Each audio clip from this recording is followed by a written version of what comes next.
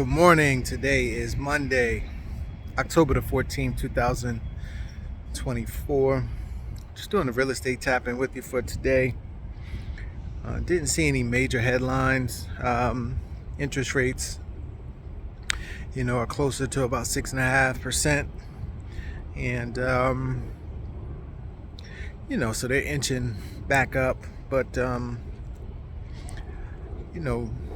no real catchy headlines or anything like that I saw.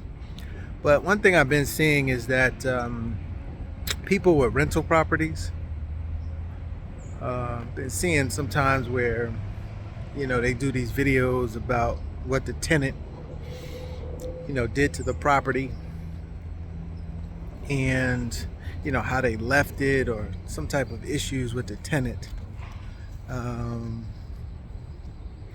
And I bring that up because, because we always try to bring it back to note investing.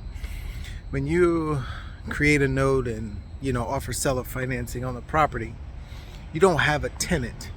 The likelihood of a tenant leaving a house in disrepair is considerably lower because a lot of times they are the owner of the property many times. So they're trying to build equity, in the property. So for them to damage it wouldn't make too much sense, but it would hurt them in the long run. Also, when you look at the amount of money that you have to put down when doing seller financing, you get a significantly better upfront money from your person that's living in the house as opposed to the tenant. A tenant, a lot of times, what is it, like a month and a half security, something like that. And if you're, obviously in a higher price range, that could be, a good amount of money. But typically it's not anywhere near what a person would have to put down if they're doing 10, 15, 20% down when you're creating a note. And if the note is created properly, that's the type of down payments that you get. National average as of 2023 is just about 25%.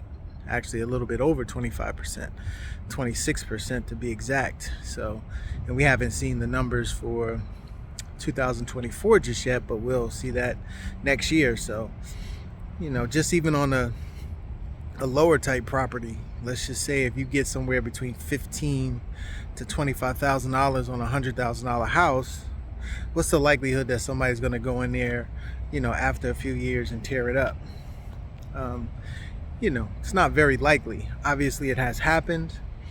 People have left homes that they've got foreclosed on in bad condition, but typically those buyers, did not put down 15, 20%. So just want people to be aware of that. If you do have rental property or thinking about getting into rental property, it's one of the main differences when it comes to real estate notes, and why that you're going to get a better financially stable person, a different type of person that goes into the property because of the requirements for seller financing.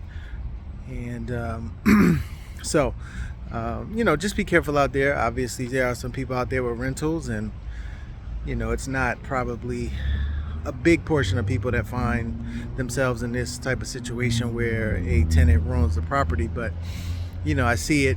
And then if we get into a time where there's a recession, or we go through some difficult times, tenants have a tendency, if they can't pay and then they have to be evicted, of doing things and leaving the property in certain fashion. And that's something that we have to possibly guard against, if that becomes the case. So just wanted to give a little perspective there. If you do have rental property and you want to think about doing seller financing on it, or offering seller financing, and want to run numbers and kind of see what your cash flow numbers are, please reach out. All right, I'll talk to everybody soon. You have a great day.